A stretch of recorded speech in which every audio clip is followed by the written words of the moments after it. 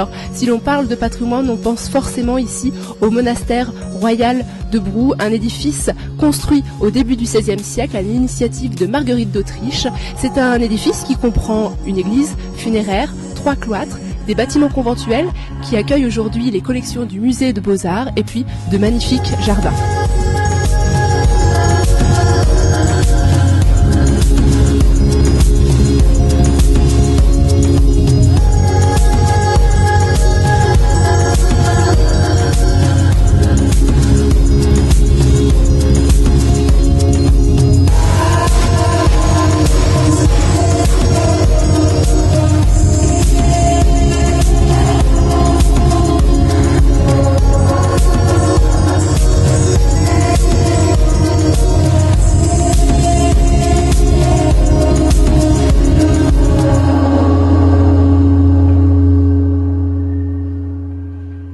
Nicolas Bouilleux, bonjour. Merci de nous recevoir dans ce lieu exceptionnel. Vous êtes chargé de communication ici au monastère royal de Brou.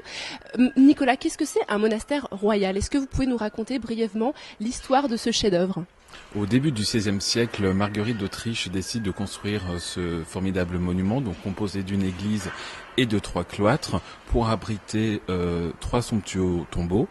Le sien propre, celui de son mari Philibert le Beau et celui de sa belle-mère, et charge des moines augustins de prier pour la mémoire de son mari.